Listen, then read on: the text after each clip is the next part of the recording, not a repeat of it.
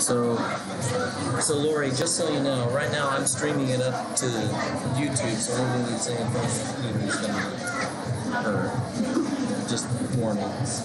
No, I know. You're not going to post it on No. Facebook. I'm just no. I'm just.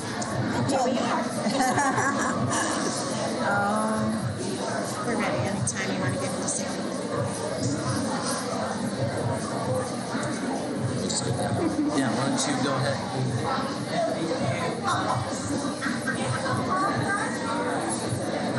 Good afternoon.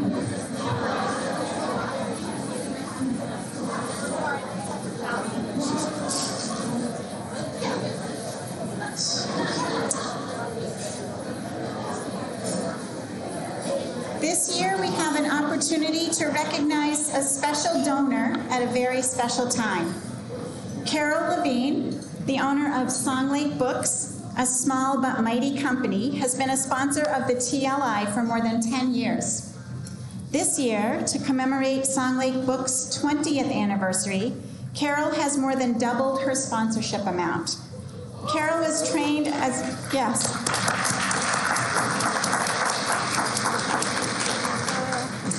Carol was trained as a reading recovery teacher and is devoted to Reading Recovery's growth, shown by her support of this very important teacher-leader professional development. Please join me once again in thanking Carol for her support.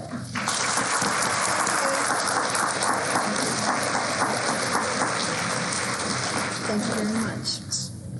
And now on to our data information.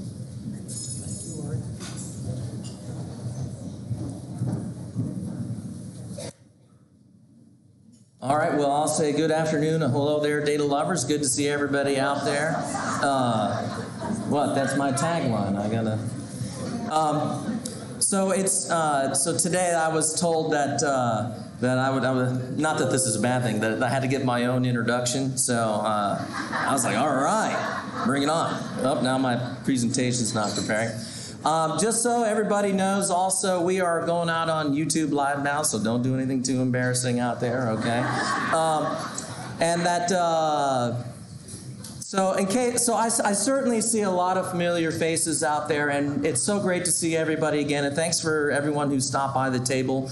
And hello to all of the new teacher leaders out there and any faces that I don't recognize. If you haven't stopped at the table, come on over and say hi and stop at the table. We'd love to have you. Get your mug, get your tattoo, and get your stickers. So I did say tattoo, yes. So I first want to start off by saying, I always try to say thank you for the quadrillion things that teacher leaders do for IDEC throughout the school year, for chasing down that data. I've gotten like 7 stories already this morning about how people are chasing down data. So, thank you for doing that. Thank you for pestering teachers to participate in research when they don't want to really participate in research. Thank you for putting up with your district data systems and looking up data for all of that.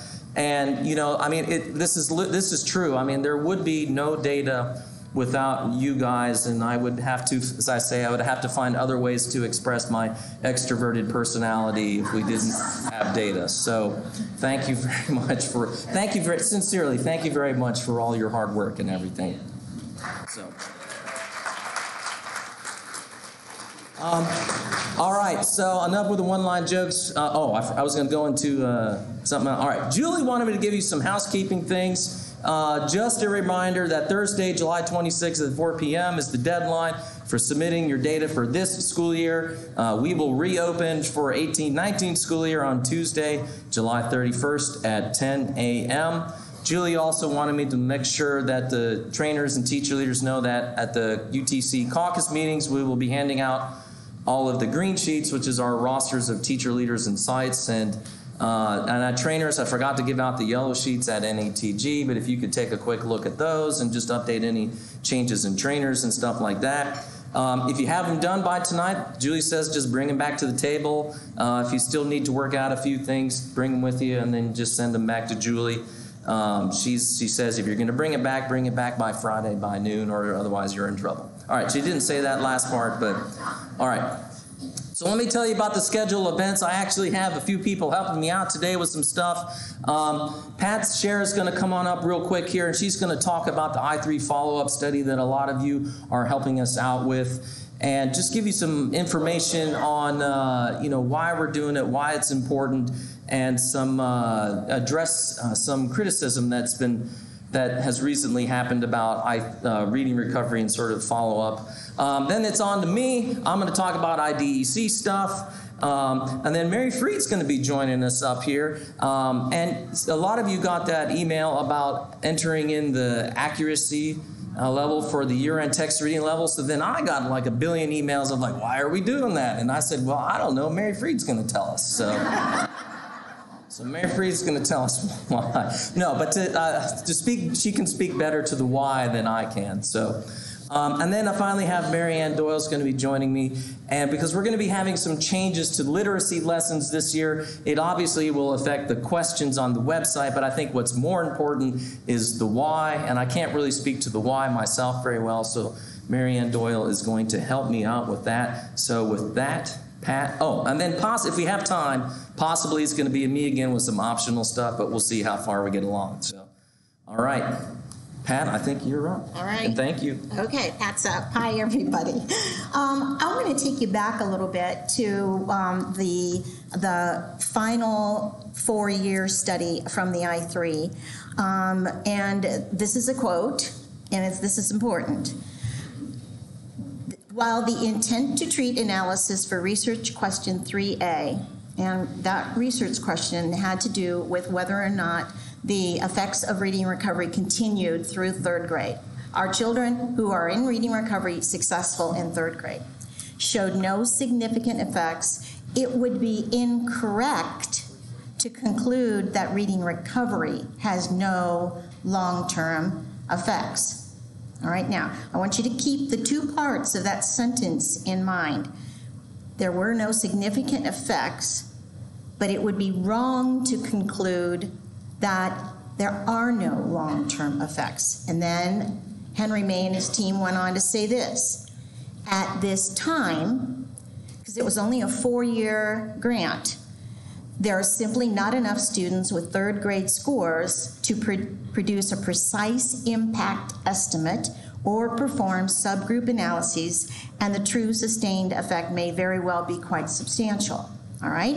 So, Henry's saying they had severe limitations to the number of kids that they were able to look at relative to 3rd grade, and so there were no he wasn't able to conclude that effect then. But went on to say, an efficacy follow-up study is planned in which we will collect long-term follow-up data, including 8,000 students who received reading recovery during Wave 2 and over 5,000 students in the long-term comparison group, all right? This is the study that Henry and his team are working on that many of you have been asked to participate in. And what I'm up here to talk about is why this is so important, okay? Here's one of the reasons. This lovely article that came out in the Learning Disabilities Journal said this: found a not significant long-term effect. Subsequent reading recovery publications have failed to mention this not significant effect. Now, it doesn't come out and quite say that, but basically it's saying, well, there's no effect of reading recovery. That's the message they're trying to send, okay? Yet, the results of reading recovery's long-term impact was disappointing. It wasn't disappointing. It wasn't able to be found because of limitations in the data, okay? But you see, some of our critics are turning these things around. Now, fairly, they did go on to say that the impact estimate was not significant, but noted that there was insufficient data to produce a conclusive result. Now, what I find really interesting is that on one hand, they're willing to say that there were insufficient data, but yet they were also willing to go ahead and infer that reading recovery has no long-term effects, okay? Then they went on to keep beating the same drum, saying that publicity around the project and taxpayer funding, it's noteworthy that this non-significant finding has not been further discussed. Well, you can't discuss it until you have the appropriate data. And that's where we are right now. Now, this is what Henry May wrote back to the authors. This was just one of many misconceptions, misunderstandings, and just downright wrong things that those authors said about reading recovery. There's a white paper that is, hopefully all of you have read, that's on the website in the critics section, and it's supposed to be published, the response that Bob Schwartz and others led to write, which is very well done, it's on the website, and it's supposed to be published in their next journal. So this is what Henry May said specifically about the comments about these non-significant findings. Okay, the CRL made the fundamental mistake of equating non-significant results with the absence of an effect. So basically he's saying, you guys don't have your data right. You don't have your interpretation right. You're taking words and you're twisting them around in a very inappropriate way. And then Henry goes on to say, the truth is that we didn't have sufficient numbers of data. And with such a low sample size, the correct interpretation is that we can't conclude anything. Now, that's a very different thing to say than, well, you know, these were disappointing, these were non-significant. All right?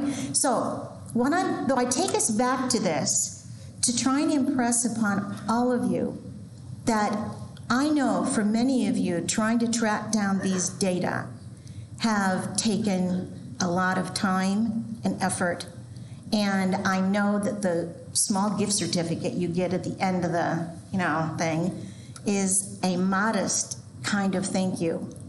But what I am saying to you is that we need these data or we're going to be in the same spot again. Okay? So let's take a look here. So far we've had data collection for cohort 1, okay, and cohort 2. Now, the initial sample in cohort 1 was 140. So 140 different contacts were made across all of us. Of those, only 80 even indicated a willingness to complete the pre-survey that said, yes, I'm willing to do this, and this is the person that can help. Now, I realize that in some cases, teacher leaders had moved. I mean, you've got attrition. You know, these are children that are now in middle school. I mean, there's all kinds of barriers here, and I recognize those. But then it ended up that only 48 out of 140 actually completed the survey. That is a pretty small response, 34%. Now, thankfully, cohort 2, the overall response rate went up to 45%, for which we are extremely grateful to all of you. Now, Jeff, I'm missing a slide. My bad. Okay, I'll wing it. I can do this. Okay. Yeah. Okay. What I'm trying to say to all of you is, for those of you that have been contacted, I'm asking for heroic effort. Okay? I'm really asking you, I'm begging you to be an aggressive, willing person to go do the effort, take the effort that it takes in order to get these data. In some cases, it's going to mean meeting with administrators to say, I need access to this. We did, those of you that were participating in cohort 1, you probably saw that the survey was quite extensive. We have cut that back so that the survey that you'd be doing from here on out is much less. But I'm here to just say thank you, thank you, thank you to the people that have already done this, and to say please, please, please to those of you, because we're going to be doing cohorts 3 and 4 in the fall. So this is not over. Now these are students that at least are going to be not in middle school, you know, but there's still going to be students that we really need these data in order to make sure that we have sufficient data to then truly be able to say something beyond we don't have the data for to have significant results. Okay, so that's my plea, pretty please. All right, I'm done. Thank you, Pat.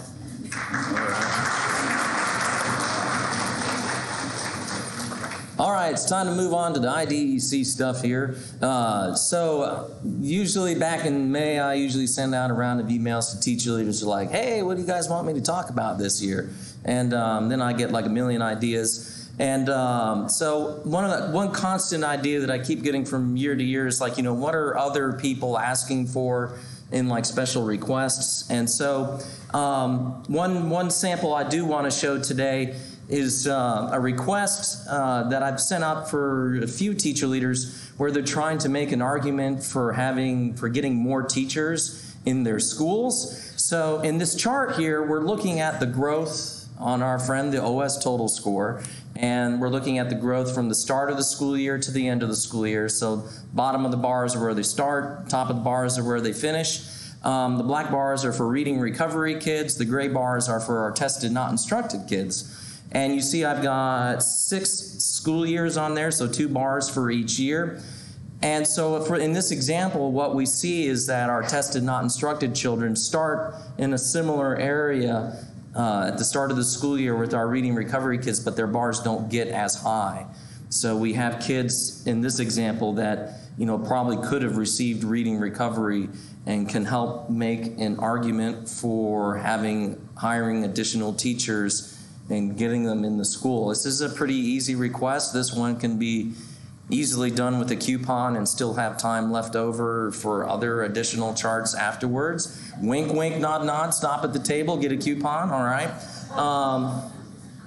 But I think it's a fairly clear chart. I'm thinking once you explain it to somebody, it really shows that, you know, we've got more kids that could use some reading recovery. So I've also had a lot of people tell me that, you know, what do I use the OS total score for? It's these kind of comparisons. You know, don't try to use it to interpret kids' text reading levels. Use it to compare across school years, across schools, across districts. It's a wonderful tool for that. So that's an example of a pretty common request that we are getting this year. So another topic I wanted to touch on, and this is following up on an article that was written by Dr. Lomax in the latest Journal of Reading Recovery, where he did a little research brief on showing some potential cost savings in terms of special ed and reading recovery. And you guys can actually do this yourself without using a coupon. You just though if you want, still come get a coupon. You know, and in that article, he talked about, you know, reading recovery over the last 5 years saving a potential of $60 million.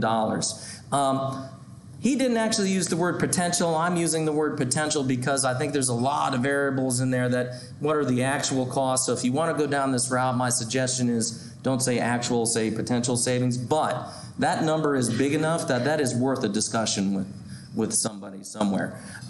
So how do you do this yourself? You just grab your site report or school district report and you go to table 7.2, and then you need to get the costs per pupil in a regular education classroom, which could be challenging depending on where that information is hidden in a school district. And then you need the cost per pupil in a special education classroom. Once again, could be difficult to try to find from a school district person, but if you can hunt those numbers down. So those are the 3 items that you need. And basically what we're going to do with those education costs, we're going to just subtract we're going to get the difference between special ed and regular ed costs. Now let's look how we do it real quick. Here's an example using some national data. We are specifically going to be using this part of the table right here, the part where it's talking about when was reading recovery initiated. So let's put it up at the top of the screen there. And we are going to use two numbers, that 1,407 kids that were served, that were in special ed before reading recovery, and then we're going to borrow that 146 kids who were got special ed after reading recovery, and this is going along with how Dr. Lomax calculated it, all right? And then we're going to take our costs in special ed classrooms. Now this is the cost that he used from his source online. Your cost will probably be different. And then you get your cost for your regular education classroom. And then hold your breath, we do some math. We subtract the first two numbers on the left-hand side and get 1,261, and we multiply it with we subtract 16,000 minus the 7,000, and we get the $9,369, and we multiply it out, and that's how we get that number. So you can do it in those same exact steps, and that gives you the cost. You know, this is 1 year's savings rate. I did 1 year's, he did it over 5. So he just repeated it 5 times with table 7.2 from 5 different years. So you can do that yourself. You don't have to have any data dumps. You just go right to your report and find out some information. Obviously, you can come and rush me at the end and ask me to re-explain that. If you need me to, I'd be happy to do that. So I also want to talk about, we made some changes to the reports this year, specifically tables 3.1 through 3.7. We just added a few things and renamed something. Oops, sorry, I'm hitting the wrong buttons up here. We renamed the row that said tested, not instructed, and we just added the parentheses at the end that says tested, not instructed, all. And you'll see why we did that in a second. And then we added some new rows to the end. And these new rows we added because a lot of teacher leaders were asking for this type of information on a regular basis from us. And so we added a row that computes results for first round discontinued students, second round discontinued students, ELL discontinued students, and then we added some rows for some subgroups of the tested not instructed group. So tested not instructed kids who got some other type of literacy intervention, but not from a reading recovery teacher, just some other type of literacy intervention. No, I take that back, hold on. That's any child, any tested not instructed kid who got a literacy intervention, whether it was from a reading recovery teacher or not. Scrap the last 30 seconds I just said there. Then that next row, it breaks, so this third row here, these next two rows are a subgroup of that third row. We look at kids who received a literacy instruction from a reading, tested not instructed kids who got literacy instruction from an RR teacher, and then finally tested not instructed kids who got literacy intervention from a non-reading recovery teacher. So with the idea that if you're trying to show, if you're trying to show what impact reading recovery teachers are having on other kids, you can do it with, not cooperating, you can do it with this row right here. If you're wanting to show how my reading recovery teachers are actually a little more proficient than the other literacy interventions maybe operating in your school district, you can compare the last two items there and look for that and show that difference. And then you can also use it, if you want to, what kind of effect your reading recovery teachers might be having within your school district. Maybe they're actually having a very positive effect on other teachers, and that last item may show that your other literacy interventionists are actually, doing a good job with students, and it could make the argument that your reading recovery teachers are having a positive impact. So we get this question throughout the year a few times, and I just want to say it out loud that everyone thought the TNI group was going away with I3 because it was an I3 thing, and it actually is not an I3 thing. It just started at the same time. It has that perception, and the researchers in the I3 grant were just like, hey, that's cool, we want to do it too. So we're like, thumbs up, all right. So And then I've had a few debates over the last few months of like, what's it trying to represent? And the question it's trying to answer is, what happens to a child that needed reading recovery but didn't get reading recovery? And so we can't purposely like withhold reading recovery from a child. That's unethical. But the next best thing to do is to look at those kids just above the reading recovery kids, and it gives us a sense. And then at the end of the school year, we always get a few phone calls and emails about, I've got a small school or it's fully implemented and I can't get the 4 to 8 students without going way up into kids who are actually quite proficient. So my suggestion is just do your best, try to grab the 1 or 2 lowest. If those kids are, proficient kids, then you might have the situation where you're just not entering TNI data because your kids are way too high, but this is not an excuse to not enter your TNI data. But I hear you and I understand. So do your best, and in those small schools, try to get 1 or 2. We'd like to get the 4 to 8, but if it really can't do it, then you can ignore the message on the website when you submit your data that says you didn't enter any TNI kids. You're in trouble, mister. And then finally, before I turn it over here, are you next? I think you're next. Okay. All right. Before I turn it over, I just want to talk about finding quickly IDEC on social media. We're on Facebook. We have a Twitter account. We're on YouTube. And the easiest place to find all of a link to those is just go to our homepage.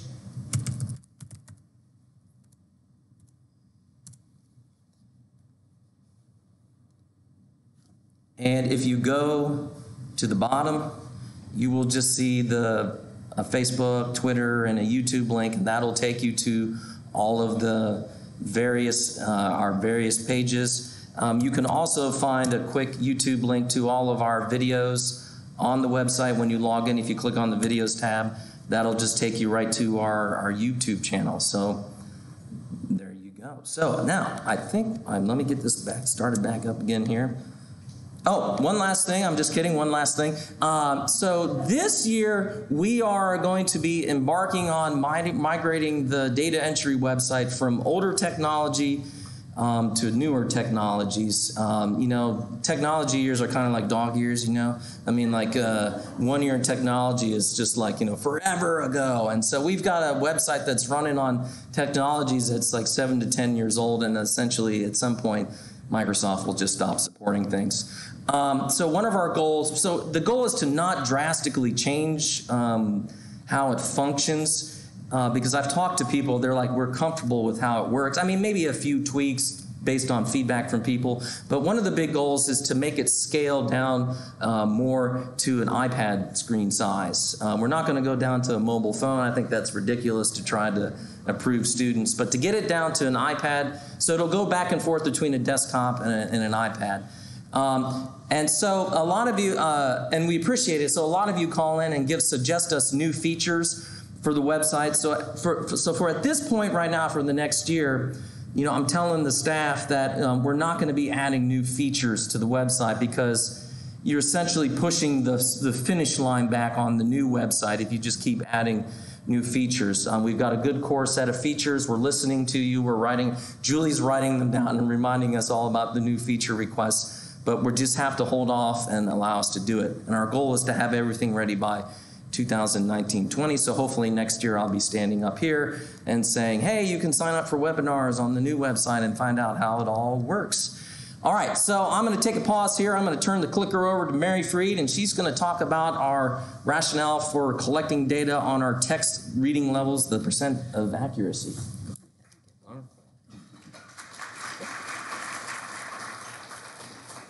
Okay. I'm going to give you historical perspective on this collection of data and these test passages. We're looking for percent of accuracy for a certain reason. First of all, changes happened before in the text reading passages. The first 2 years, they were all taken from one basal series.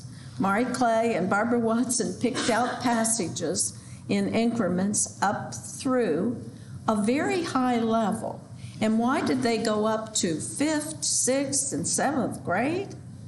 The question was, we knew at the beginning we were going to do a 2nd year and a 3rd year follow-up.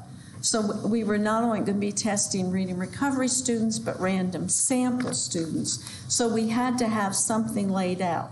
And Mari and Barbara started it that way. Well, it didn't take us very long to realize you can't use one district's basal passages to test kids from many different districts and many different states. So that got changed after the first 2 years, and the field trials started on using the Scott Forsman test package that was neutral of anyone's classroom at that time, okay? So first thing we found out was the lowest level of the Scott Forsman is not low enough. But Mari Clay sat with a group of us that were on a committee and worked with us at a Teacher Leader Institute. I remember we were outside in a round patio table, but I don't remember where we were. But she came up and said, well, of course, we're going to have to read a level 1 book to them and then record how they can respond based on how much you read. And then she said, and then we'll do the next easier thing. And it was a real E.F. Hutton moment. Everyone waited to hear what it was going to be.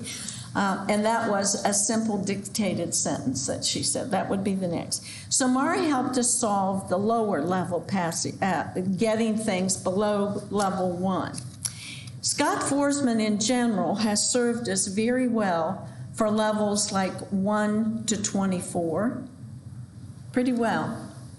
Do I have the clicker? I need one. Okay. I know there are little glitches or things you don't kind of like no one likes cutting and pasting Dave's tricks. But Dave doesn't get used that often, so it's okay. And I know there are a lot of you that do not like Old Man Moss.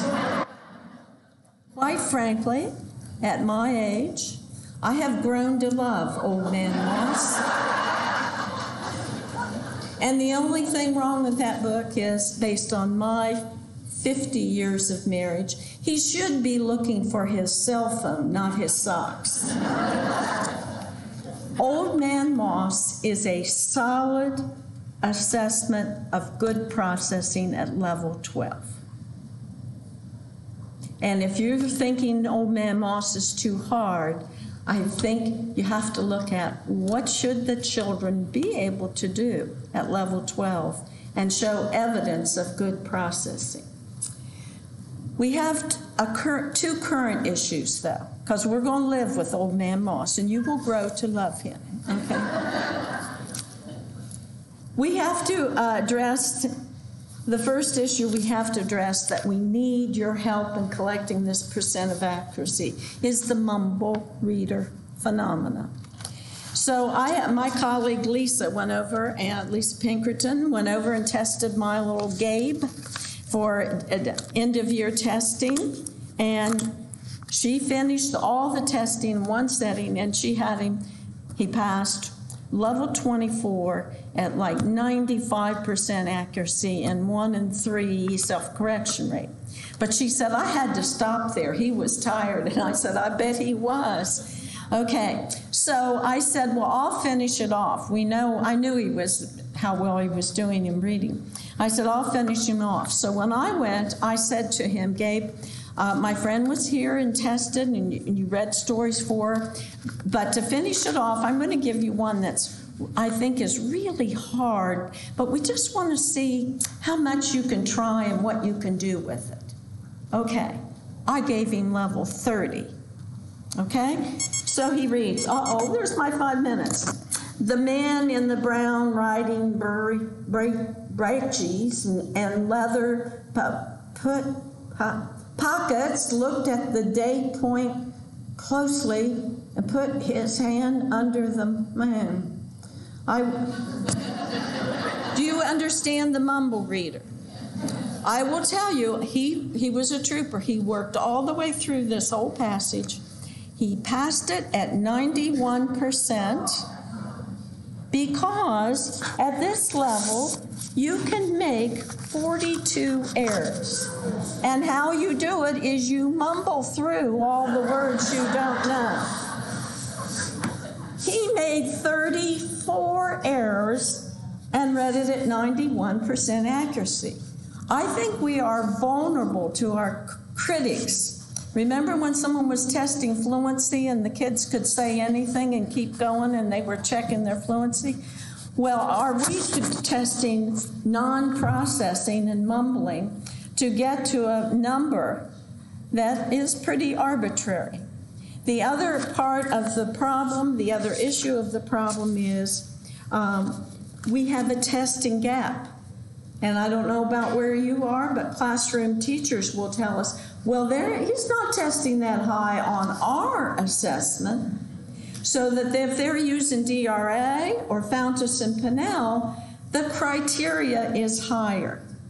So the reason we need your data is maybe that we need to raise our criteria higher.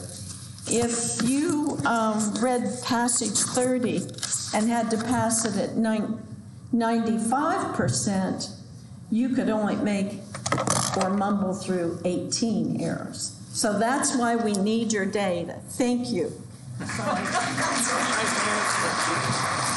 Yes, thank you, Mary.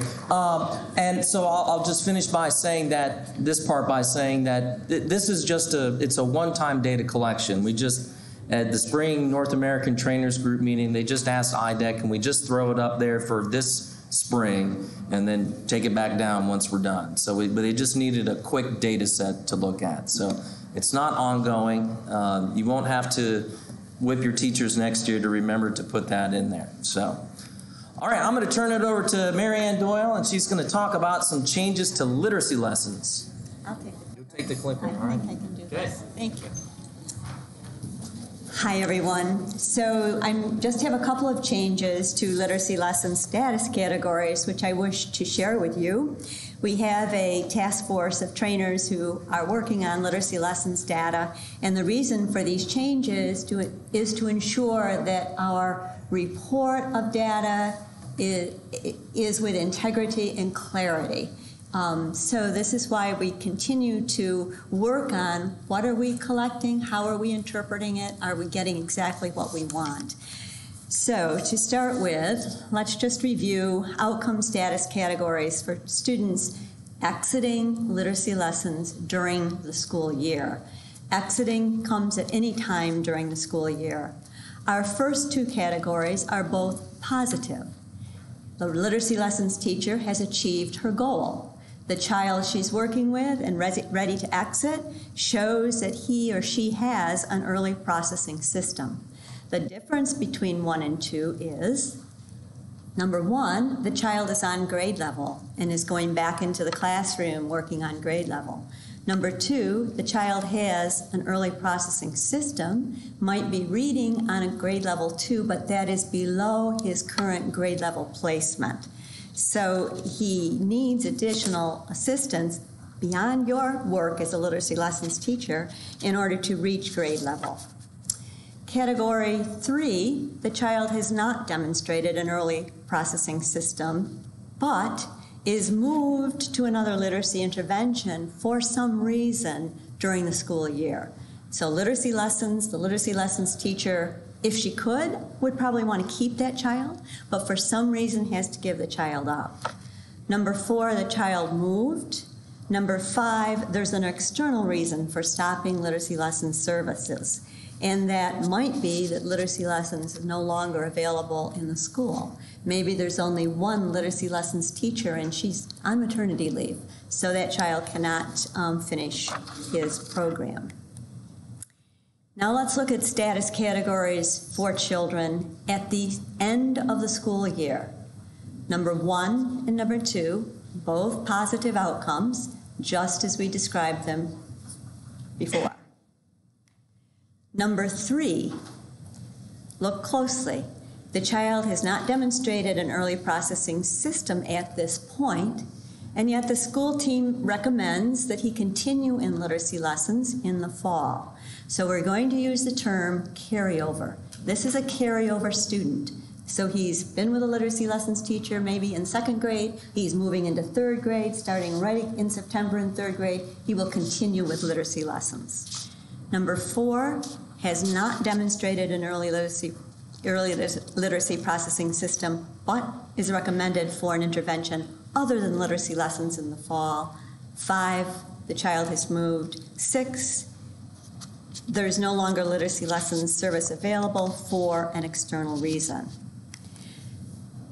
We have an area for explanation of 2 of these pieces. So, for instance, what are the possible recommendations for additional support after exiting or for the following year if you're completing this in, let's say, May or June and you're forecasting for the fall?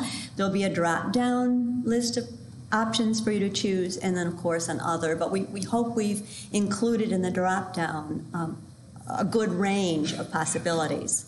And then the other, that list of possible external reasons for exiting literacy lessons, either after exit or at the end of the school year, looking forward to the fall of the next school year. And again, there'll be a menu of options for the teacher to choose from. And finally, I'd just like to share a reminder, because there seems to be a little bit of confusion. So the reminder is, literacy lessons teachers in training begin their training with reading recovery students that for data collection purposes are referred to as reading recovery eligible students. Once the literacy lessons teacher training is completed, every child that literacy lessons teacher then works with should be coded as a literacy lessons child. So it's only during the training experience that the literacy lessons teacher in training is working with a reading recovery eligible child. So those are my points to share with you today. Thanks.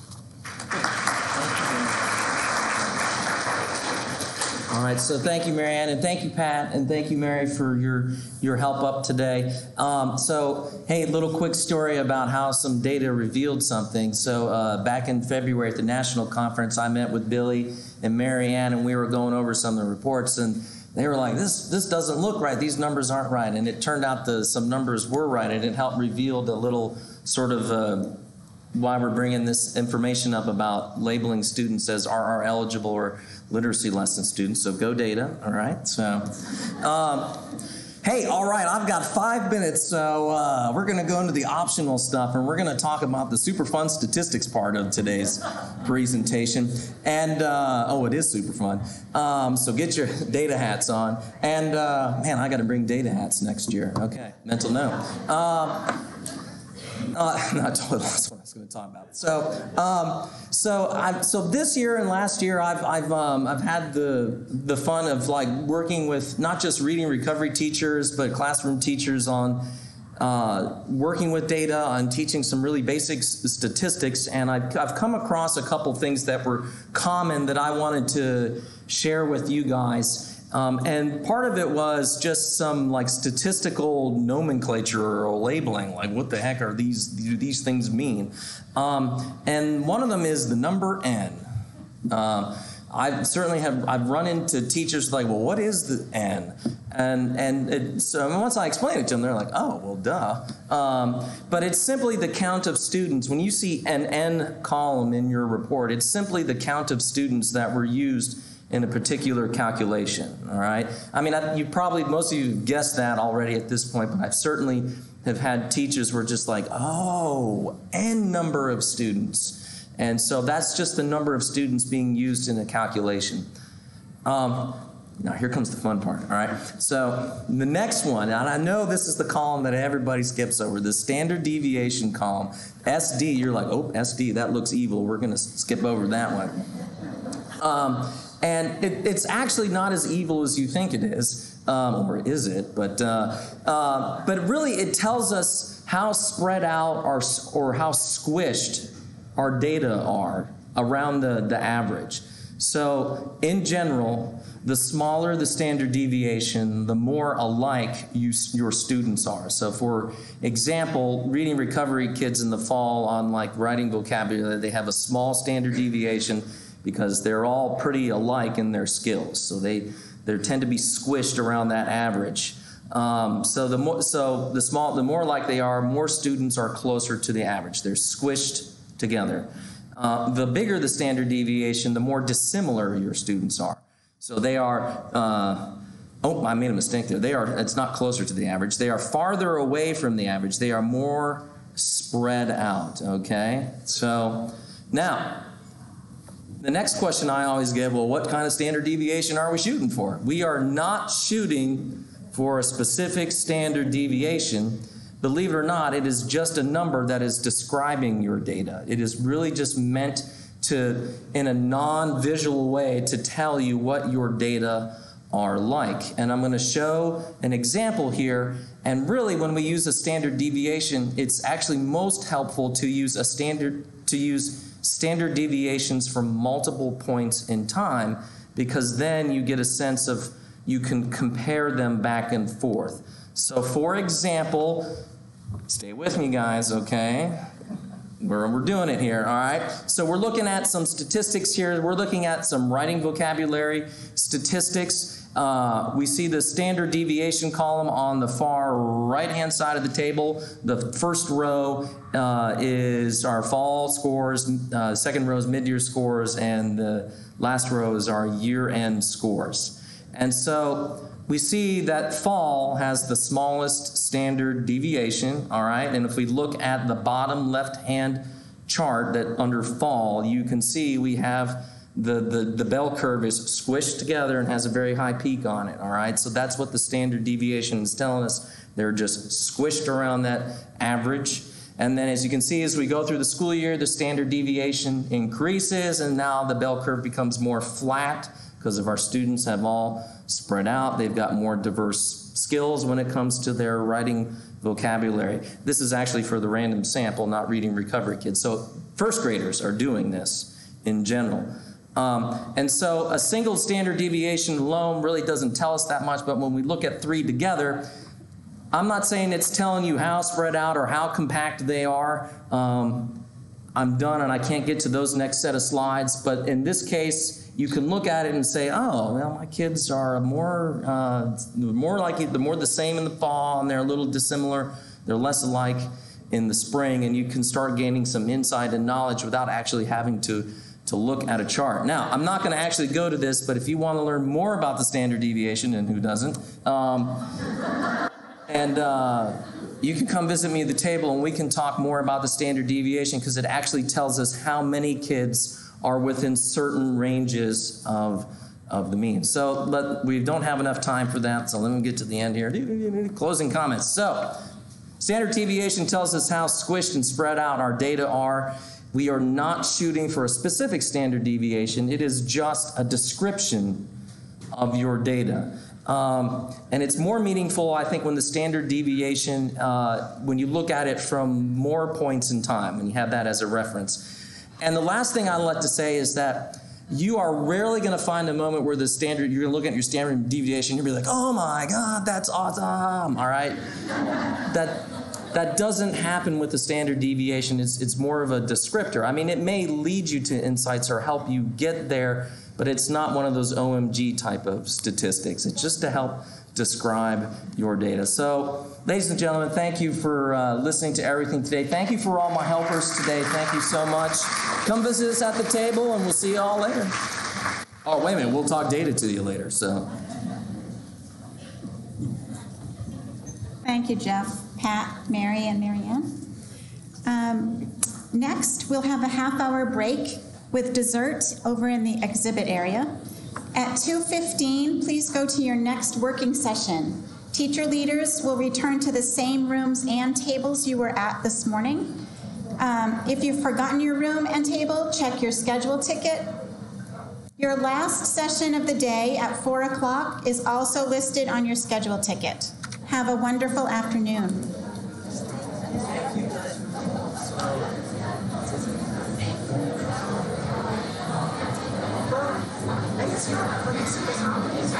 Because it's a statistic.